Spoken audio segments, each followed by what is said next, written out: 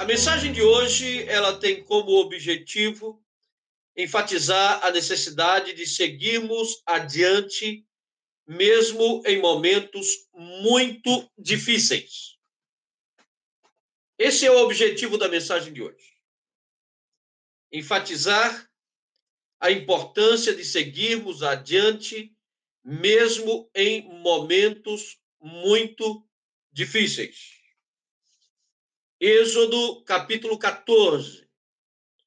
O texto básico que está diante de nós, o texto referência, é a passagem de Israel pelo Mar Vermelho.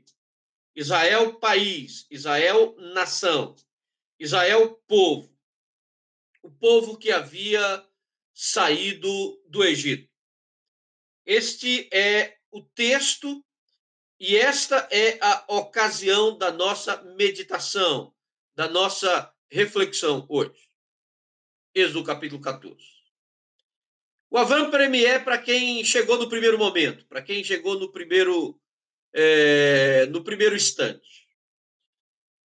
Nós sabemos que nos últimos, anterior ao texto, não nos nossos últimos meses, mas nos últimos 3, 4 meses, um período de 3, 4 meses, houve um grande debate entre Moisés e Faraó, Moisés e Arão, representando a diplomacia de Israel, e Faraó e os seus conselheiros e o seu povo, tomando a decisão se deveriam ou não deixar o povo partir, deixar os filhos de Israel partirem do Egito. Israel entrou no Egito através de Jacó. Se você não assistiu durante a semana os estudos, vale a pena você assistir, vale a pena você se preparar. Assistindo os estudos bíblicos da Escola da Bíblia, basicamente eu considero que estou quase encerrando o nível 1 e vamos caminhar para o nível 2, temos estudos bíblicos. Então você tem 27 vídeos da Bethesda preparado nos últimos dias, quase que um vídeo por dia. Então você teve aí nas mãos o Gênesis, o livro de Gênesis, que se tiver tempo assista e compartilhe o livro de Gênesis, e você tem também as mensagens sobre Apocalipse. Então a essência dessas mensagens estão aí.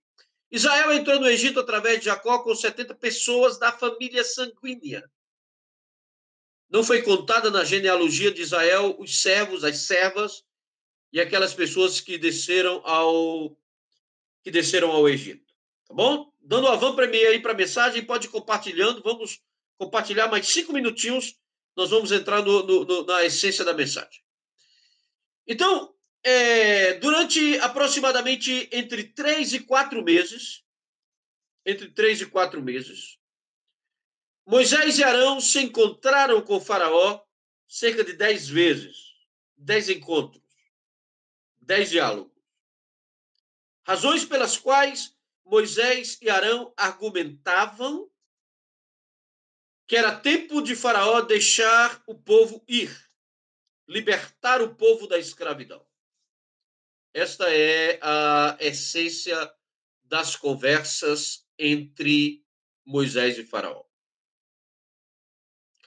Faraó se endureceu, conforme terminologia bíblica, ou seja, Faraó resistiu, Faraó não deixou, Faraó manteve o seu posicionamento de que o povo de Israel deveria continuar escravo, e, consequentemente, tivemos aí um período de 3, 4 meses muito tumultuados. Nesse período de tumulto, aconteceram as chamadas pragas, 10 pragas.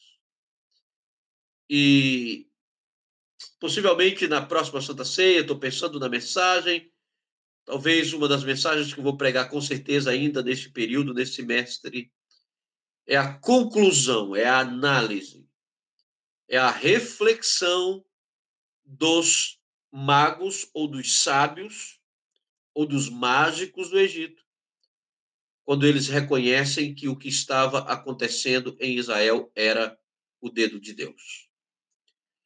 Mas, finalmente, depois da mortandade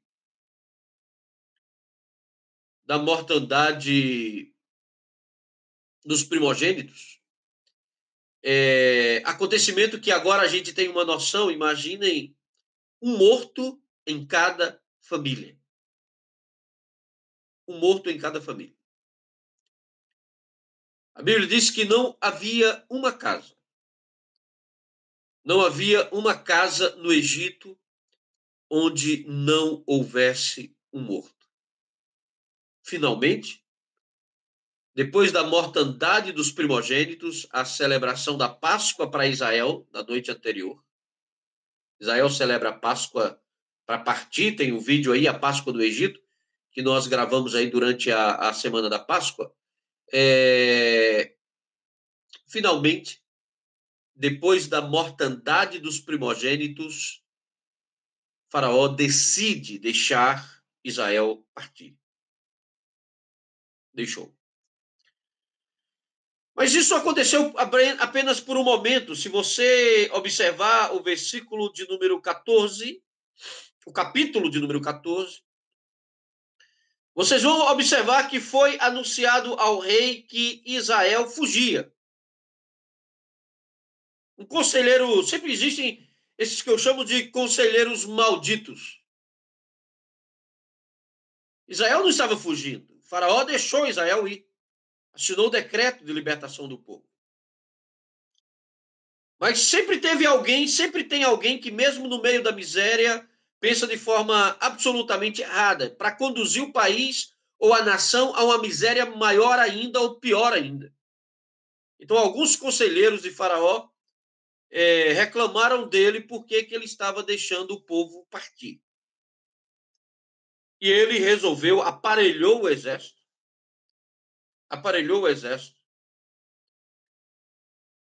e partiu em busca de Faraó.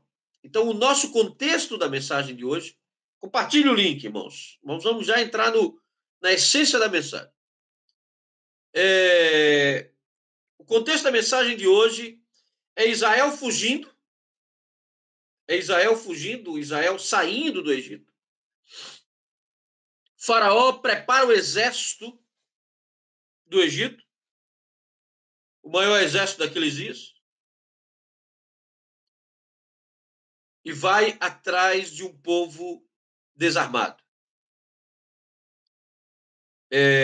Desarmado. Esse é o contexto da mensagem. Esse é o contexto da palavra de Deus hoje.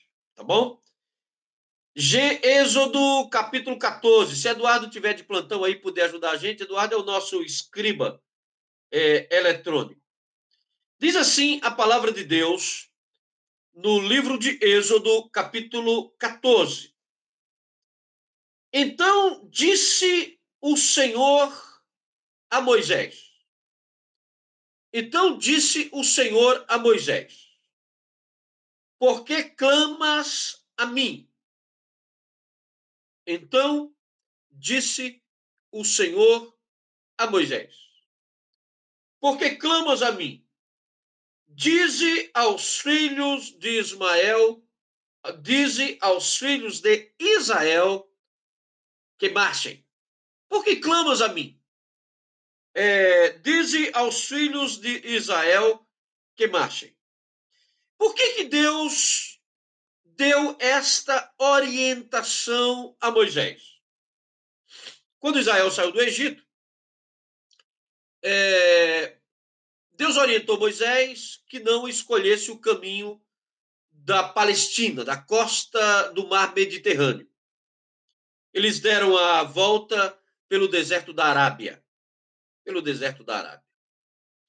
E num determinado momento, como eles foram conduzidos, eles estavam geograficamente cercados. Montanhas à direita, montanhas à esquerda, Mar Vermelho à frente. É claro que existem os estudiosos malucos aí que dizem que aquela região ali tinha 1 metro quadrado. Tudo bem, mas passar o Mar Vermelho com metro quadrado e morrer dentro dele com criança, com carroça, com boi, com jumento, com cavalo, com pato, com galinha, com pinto, com tudo, não era uma missão fácil. Ainda assim não seria uma missão fácil. Mas o contexto é Faraó arrependido de ter deixado o povo ir, vem ao encontro de Israel com todo o seu exército, dando sinais de que haveria uma grande mortandade. Dando sinais de que haveria uma grande matança naqueles dias. Quando o povo de Israel, as pessoas perceberam que Faraó estava vindo atrás com todo o seu exército, elas reclamaram para Moisés, dizendo o seguinte: porventura não havia sepulcros no Egito? Parece que a indústria da morte ela funciona, mas até a indústria da morte tem que funcionar direitinho. Nós estamos vendo isso de forma muito especial nesses dias. Será que não havia sepulcro, não havia caixão no Egito? Por que você nos trouxe aqui? A tensão sobre um líder é sempre muito grande.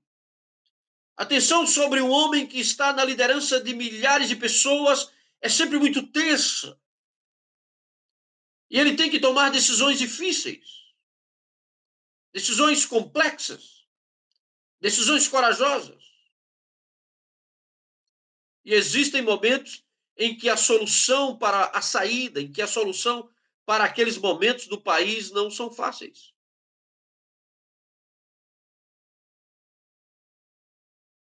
E o povo reclamou com Moisés, dizendo: nós já havíamos dito isso lá no Egito. Que nos deixasse no Egito, para que nós servíssemos aos egípcios. Versículo de número 12. Pois melhor é servir aos egípcios do que morrer no deserto. A expressão de Israel é correta. A expressão de Israel está absolutamente correta. É melhor servir aos egípcios do que morrer no deserto. Agora, de repente, o povo está no deserto, o exército de Faraó no encalço deles, e eles estão apavorados. Há pavor. Há pavor. Como deve estar acontecendo um pouco agora, há pavor na terra. Há medo na terra. Uma praga no encalço da humanidade. Há pavor. Há uma realidade. Para alguns, para outros, alguns com mais medo, outros com menos medo, mas dentro dessa dificuldade. Nós sabemos que Deus já havia cuidado de Israel durante as pragas. E uma das coisas que nós devemos nos lembrar, que a igreja deve se lembrar, não significa que crentes não vão morrer. Certamente, homens de Deus, é possível que pastores, é possível que muita gente ligada à igreja tenha um presente para partir para a eternidade nessa crise. Aqueles a quem Deus está querendo levar nesse momento, aproveitando a crise e vai levar. Mas Moisés estava seguro. Moisés estava seguro. A experiência do Monte Sinai, a experiência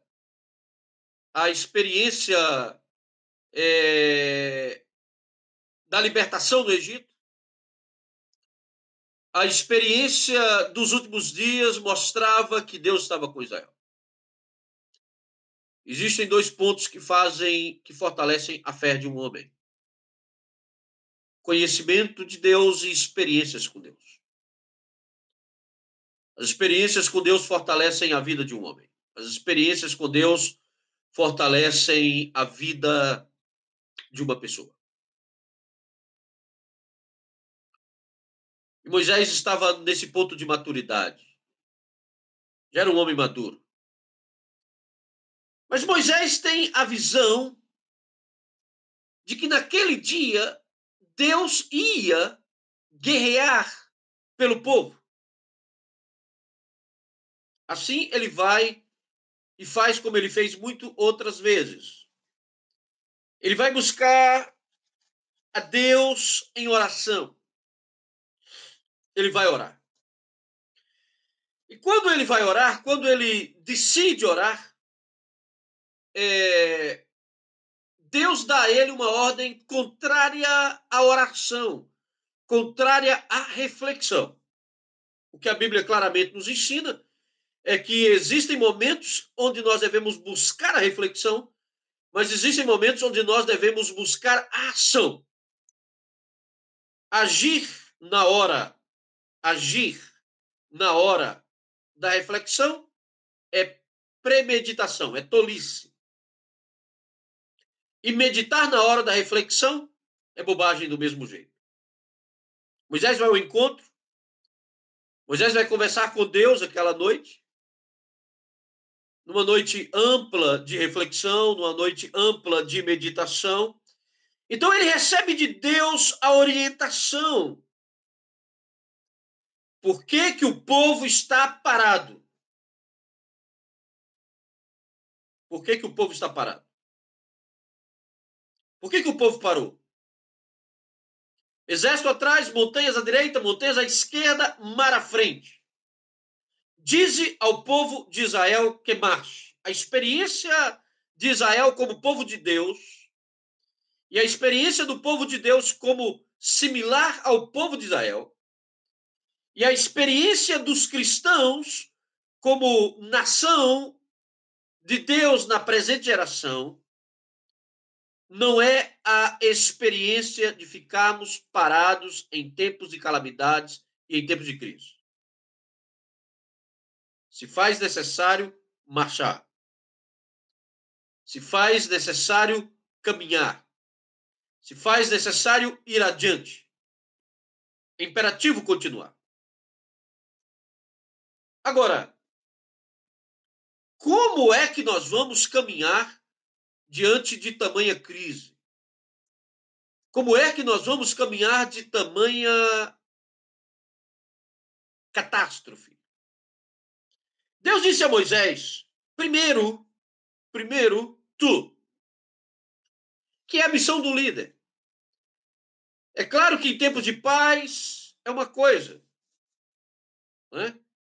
O evangelho, Simon veio ao Brasil e deixou toda a igreja presbiteriana, é a primeira igreja que estabelece uma igreja organizada no Brasil.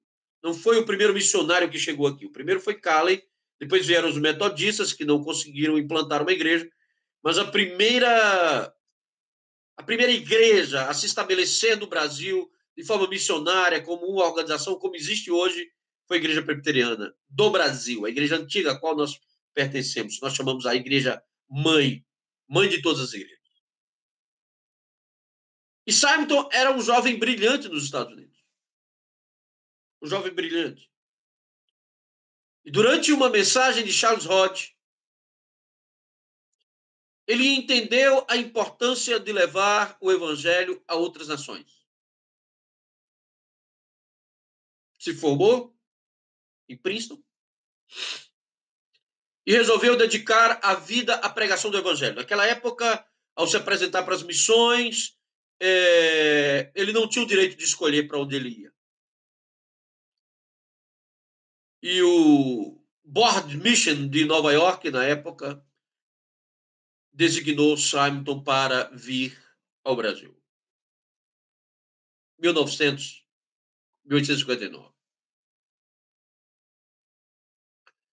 Mas é interessante que naqueles dias em que Simon veio para o Brasil estava vivendo um surto gigantesco de febre amarela. A febre amarela estava destruindo empresas, estava destruindo vidas. E ele morreu aqui. Morreu aqui. Mas antes de morrer, ele organizou igrejas, no período de 14 anos. Organizou igrejas, fundou jornais, estabeleceu presbitério. Mas ele, sua esposa, principalmente ele e sua esposa, morreram de febre amarela no Brasil. Consciência da missão. Tempo de paz é simples ser missionário,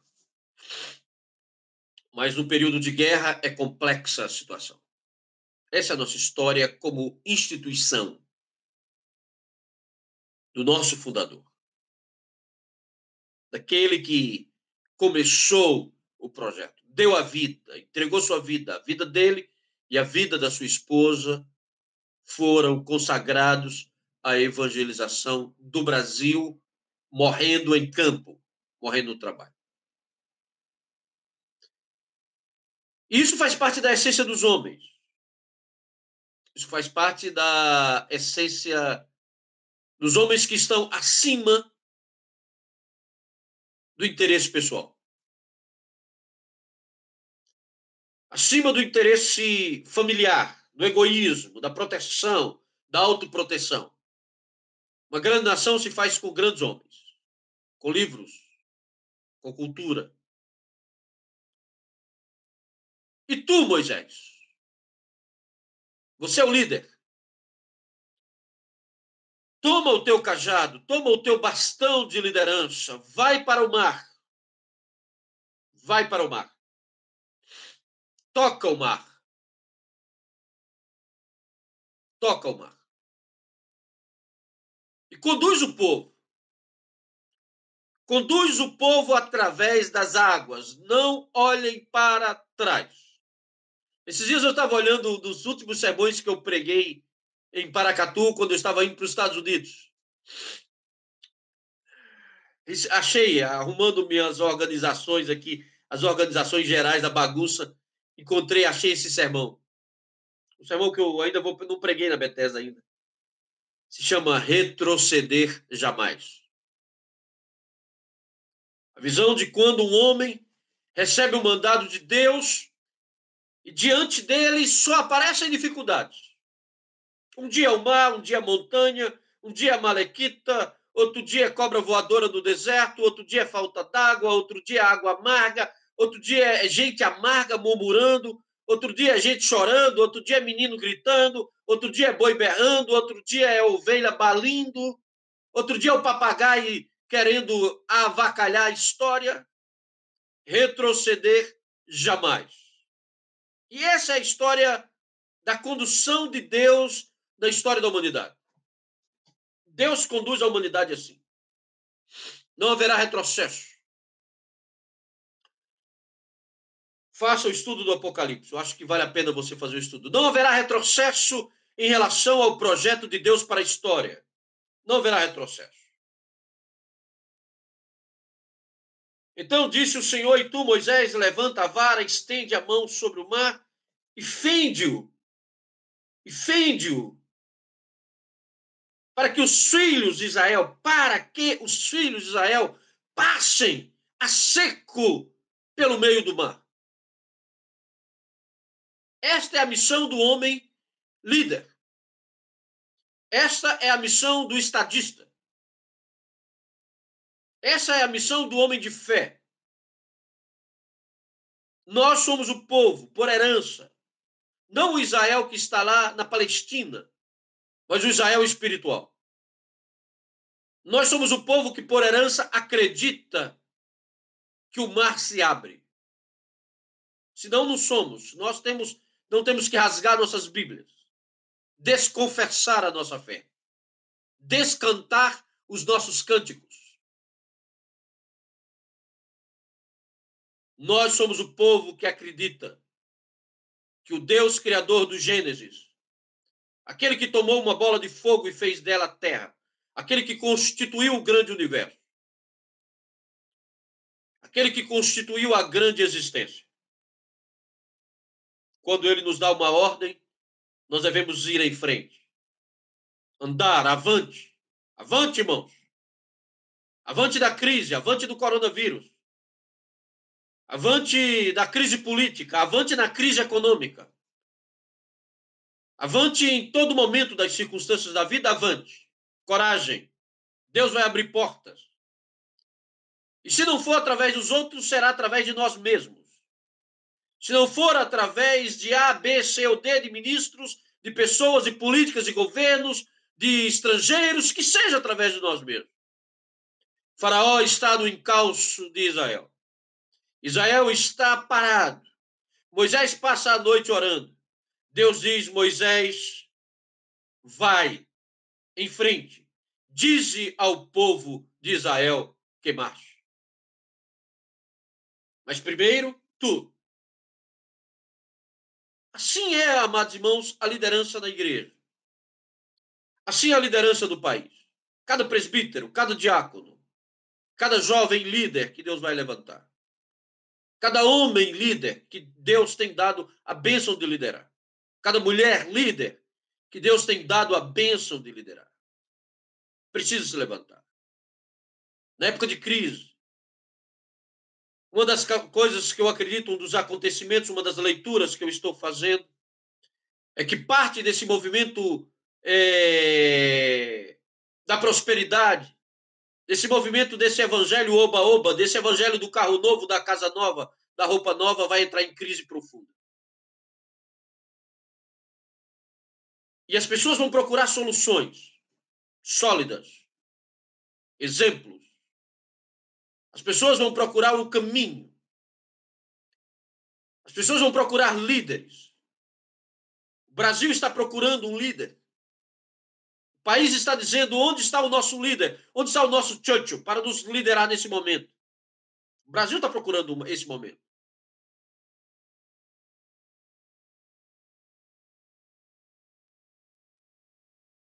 Tu, Moisés, toma a tua mão, bate no mar, fende no mar, bate a vara no mar e o mar vai passar. E preste atenção. Eu não vou abrandar o coração de Faraó. Ele vai vir para cima de vocês. Vai chegar bem pertinho. Pega, não pega, pega, não pega, pega, não pega. Vai parecer perna longa. A briga do perna longa e do bip-bip.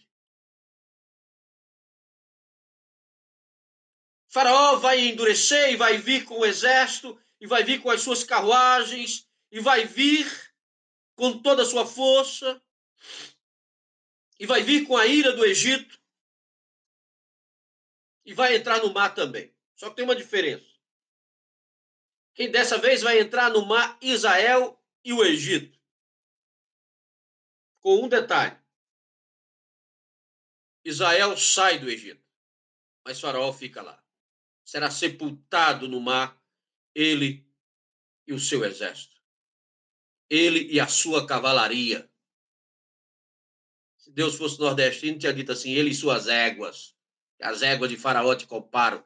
A beleza das éguas de Faraó. E eis que eu endurecerei o coração dos egípcios para que entrem nele, atrás dele, mas eu serei glorificado. Deus sempre será glorificado, irmãos. Deus sempre será glorificado nessas crises. Não adianta alguns acharem que Deus está passando a mão da humanidade, não adianta alguém achar que Deus não está julgando. Deus está no seu trono, estabelecido diante do céu, estabelecido diante da terra, e ele julga. É prerrogativa divina julgar os homens, julgar os líderes mundiais. É prerrogativa divina julgar as nações. E ele está fazendo de alguma maneira. E a palavra de Deus diz que Deus mandou o anjo diante de Israel, versículo de número 19. E que o anjo do Senhor ia à frente e atrás, momento à frente, mas passou a proteger atrás. E aconteceu que naquela manhã, Moisés se levantou, versículo 21, estendeu o mar, e Deus soprou um vento como soprou no dia em que ele estava sobre as águas. O Espírito de Deus se movia sobre as águas na criação. Como ele soprou no Pentecostes. Soprou um vento de Deus. Oh, Deus, manda um vento sobre esse país. É o que nós temos que fazer nesses dias e orar sobre esse país, irmãos. Manda um vento. Manda um vento, que se o senhor manda um vento sobre o Congresso, sobre o Senado, manda um vento sobre Brasília, sobre o empresariado, manda um vento, senhor, que resolva a nossa situação, porque a nossa situação é de angústia. E que o vento venha, o sopro de Deus venha.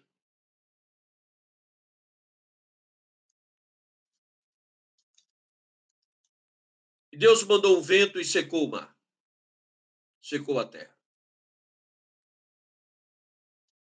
É interessante que acontece uma série de acidentes, roda de cavalo, roda de carruagem cai, etc. Vai, mas a história é que Israel passou.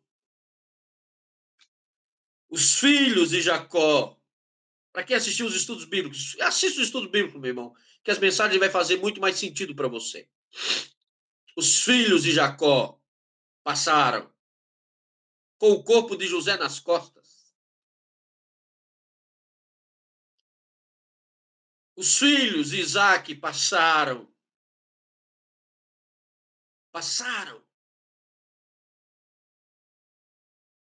pelo Mar Vermelho seco. Os filhos de Abraão passaram. Eles, suas casas e suas propriedades.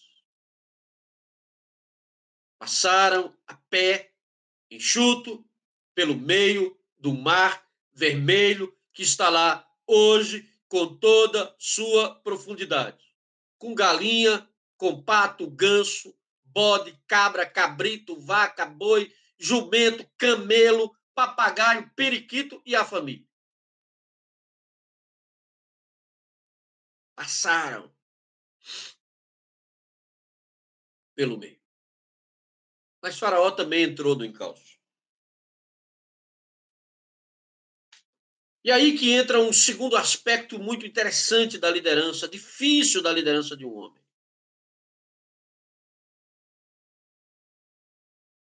Esses dias eu tornei a ver de novo Segunda Guerra Mundial. Uma longa história, várias vezes, lendo Churchill. Gosto muito da história da Segunda Guerra Mundial.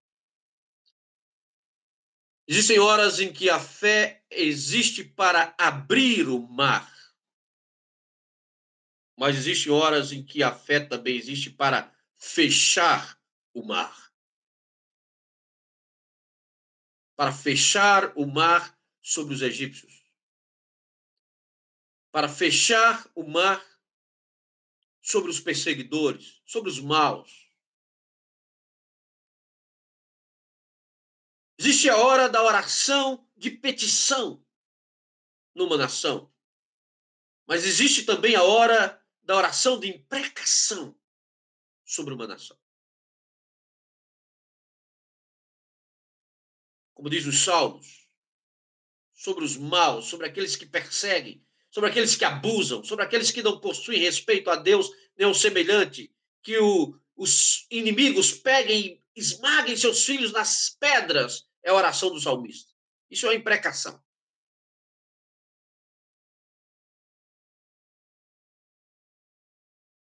Existe a hora em que é preciso abrir as portas dos mares para que o povo perseguido passe através dos mares. E existe um momento em que é preciso fechar as portas dos mares. E Moisés fechou. A partir do versículo de número 27 diz: Então Moisés estendeu a sua mão sobre o mar. E o mar retornou com toda a sua força. E o mar retornou com toda a sua força. E ao amanhecer, veja que a fuga aconteceu possivelmente também durante a noite. E ao amanhecer, os egípcios fugiram ao encontro, estavam fugindo, começaram a entrar em dificuldade. E Deus derrubou os egípcios no meio do mar.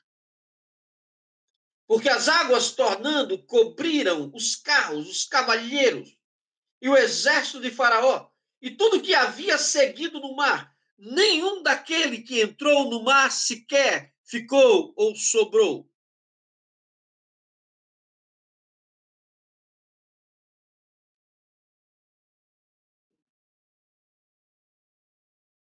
Assim, Deus livrou a Israel. Assim, Deus livrou a Israel. Assim, Deus livrou a Israel. E no outro dia, Israel viu os egípcios mortos na praia. E o grande livramento que Deus havia feito. E naquele dia, o povo creu, versículo de número 31. Naquele dia, o povo creu e temeu a Deus. O povo acreditou e temeu a Deus. Por que clamas a mim? Dize a Israel que baixe. Por que clamas a mim? Diz ao povo de Israel que marche. Diz ao povo de Israel que caminhe. Diz ao povo de Israel que vá adiante e continue a caminhar. Meus irmãos, vamos tomar do texto agora um pouco de praticidade para as nossas vidas hoje, no contexto e no momento que nós estamos vivendo. Sempre existirá uma crise. Existem países que são mais felizes do que nós. Por formação, por história, por histórico, por idade. Às vezes, nós invejamos alguns países da Europa, não todos. Não vejo grande progresso na Europa ultimamente, mas existe algumas coisas melhores do que aqui. E a vida lá não é mais fácil do que aqui. Eu gosto muito de analisar a vida, o sonho americano. Eu gosto do sonho americano. O sonho americano que foi trabalhado em termos de projeto de Deus desde o começo por aqueles peregrinos que chegaram ali e formaram uma grande nação. Mas a nossa, como dizia um velho professor de retórica, a nossa sofrida América Latina, entre os seus ídolos, entre o seu animismo, entre a sua idolatria afrodescendente e o seu animismo natural e a sua ignorância cultural, sofre, geme.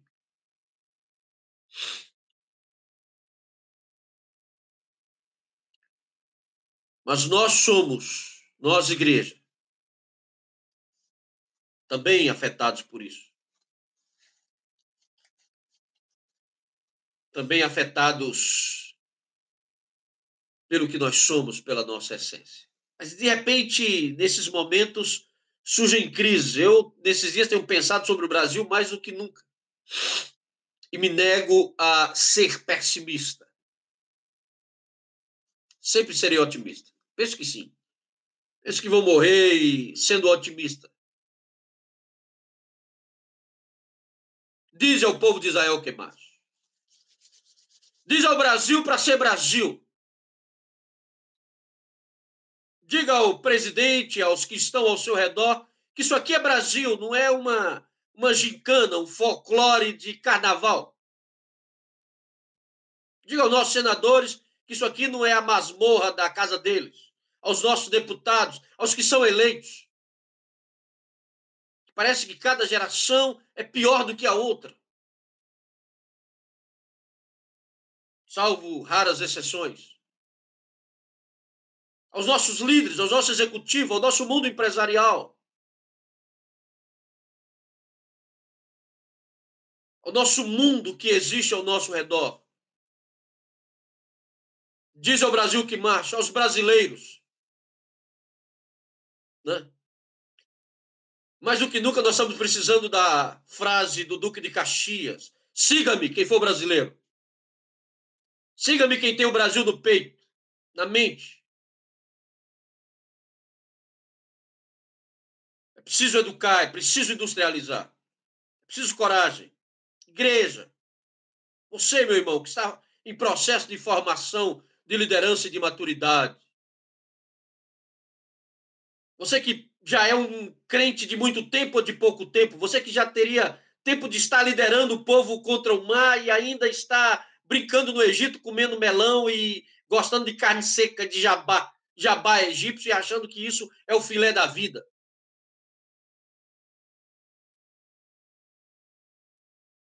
Tempo de maturidade, tempo de convicção. Eis que Deus está com o seu povo, prometeu que estaria, está e sempre estará, e eu tenho certeza que Deus está conosco nesse momento, está com a sua igreja e com aqueles que são seus, porque ele prometeu e deu a sua palavra, empenhou o seu caráter, e Deus não é homem, Deus não é deputado, nem é senador, nem é presidente que mente e que engana o povo. Deus é Deus. Nem ministro, nem pessoas que dizem uma coisa e fazem outra. O nosso Deus é o nosso Deus. Se ele disse, ele fará. A sua palavra se cumprirá nas nossas vidas. E as suas boas palavras se cumprirão na nossa vida. E quando chegar o tempo da angústia, ele também nos preparará e nos prepara para ele. Dize ao povo de Israel que mais.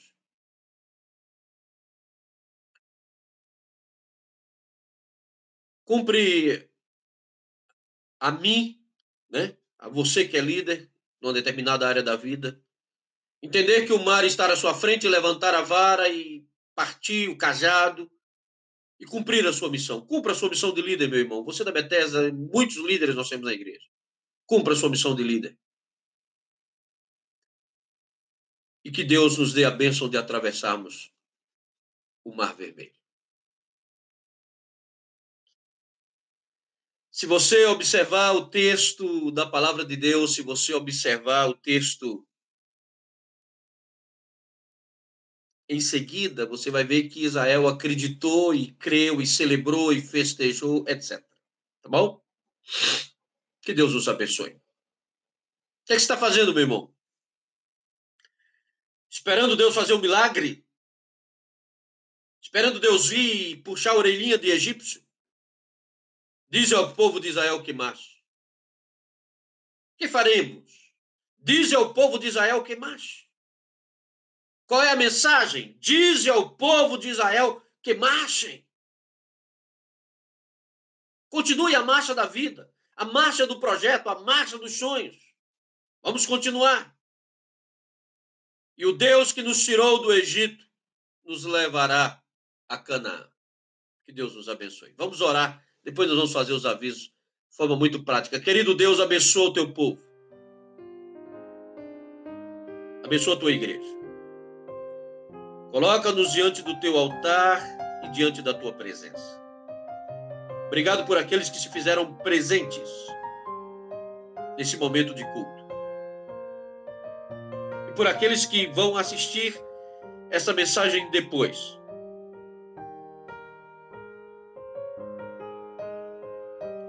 Fortalece a tua igreja nesses dias. Fortalece o teu povo. Fortalece a nossa fé. Toda vez que a minha fé é provada, eu sei que tu me dás a chance de crescer um pouco mais. Montanhas, mares, desertos, só me aproximam de ti. Se o mar não se abrir, o Senhor vai caminhar sobre as águas. Mas quando o Senhor manda, o mar se abre, com certeza. Visita-nos e abençoa. Abençoa, Deus, a tua igreja. Obrigado, Deus, pelos dízimos e pelas ofertas daqueles que já confiaram em ti e depositaram seus dízimos e ofertas para sustento da tua causa e sustento da igreja e do projeto neste mês de abril. E prepara-nos, ó Deus, para o mês de maio. Visita se tiver alguém com medo, com pavor, para baixo, down. Levanta e dá-nos um novo ânimo, Senhor. Ajuda-nos nessa caminhada longa, rumo à terra celestial. Vem estar conosco. No nome de Jesus, hoje e sempre. Amém.